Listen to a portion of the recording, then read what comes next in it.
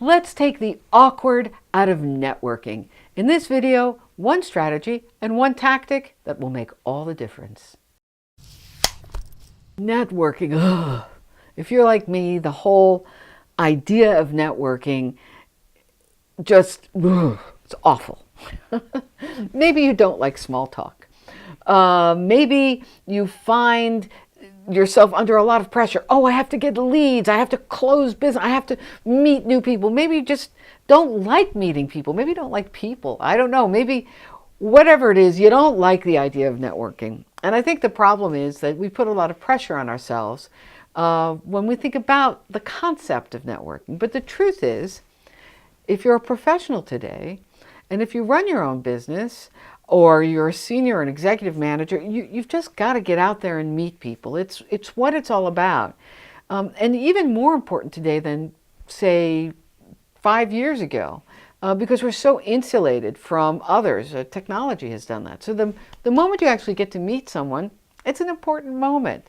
So how can you make it a more comfortable experience for yourself so that it's more fruitful?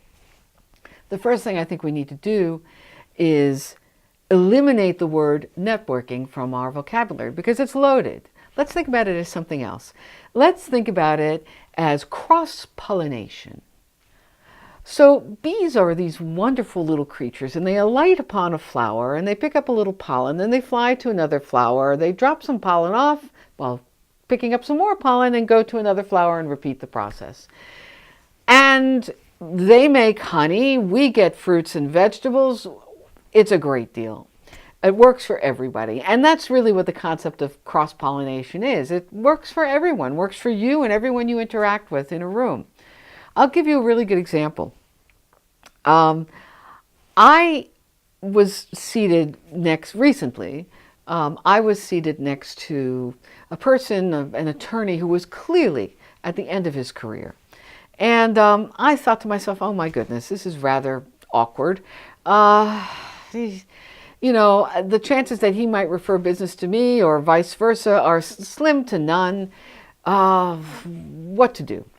So in these situations, the first thing that I do is I ask a question.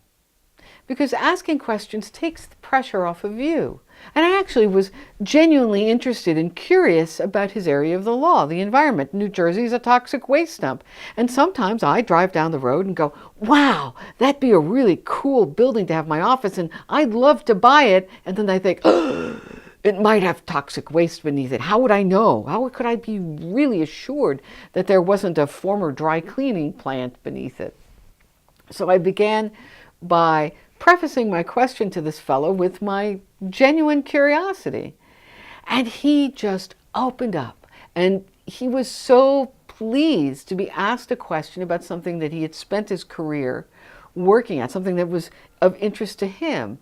And, you know, the question betrayed a desire for a little bit of scuttlebutt on my part. I wanted to learn something that I couldn't ordinarily find on Google. And he heard that in my question, and he answered me with an answer that I, wouldn't have been able to easily Google, with some scuttlebutt, some, insider knowledge about his domain. And that was very cool. And we had a wonderful conversation and a great interaction, and hey, I learned something. But here's the thing, I could take what I learned from that interaction, I could take it to my next conversation. If I go into a meeting with a client or a prospect in a ancillary or similar or parallel or maybe the same domain, I could be more informed when I ask them questions.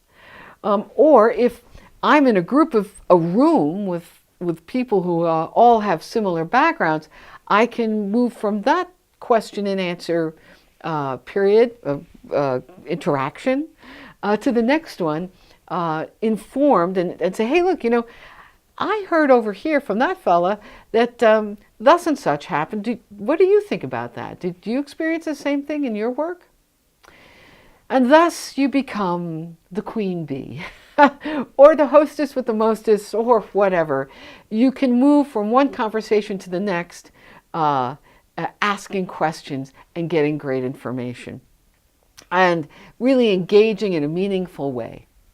And that's how I got myself comfortable in networking by, did I use that word? Networking? No. Cross-pollination.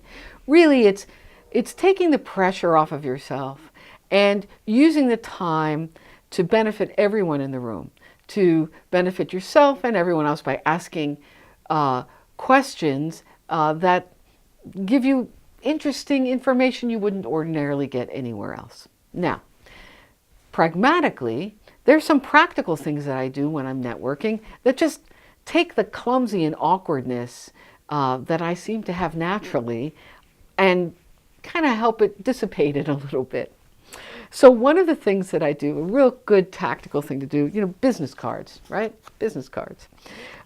Business cards are these wonderful ancient little creatures that we've been giving to each other for hundreds of years. But when you're in a networking situation, it's super awkward. You open up the business card case, you fumble. I took the fumble out of the business card exchange. Here it is. I'm right-handed. So I take my business cards, a batch of them, out of their business card case prior to the networking event, and I insert them in my right pocket.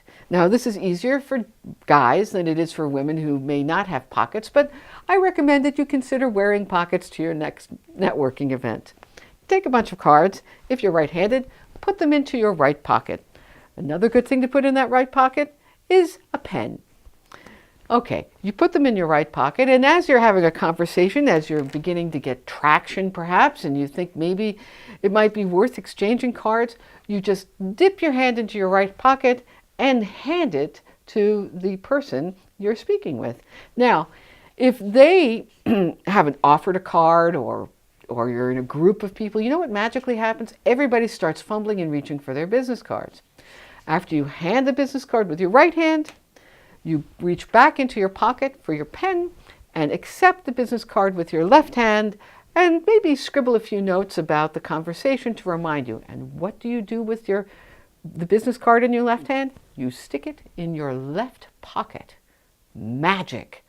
Awkwardness disappears. Oh, and you put your pen back in your right pocket. So there you go. One strategy, one tactic to help make your next cross-pollination event more pleasant. All right, if you enjoyed this video, please subscribe.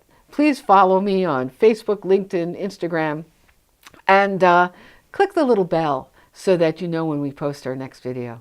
Thanks a lot. Have a great business day.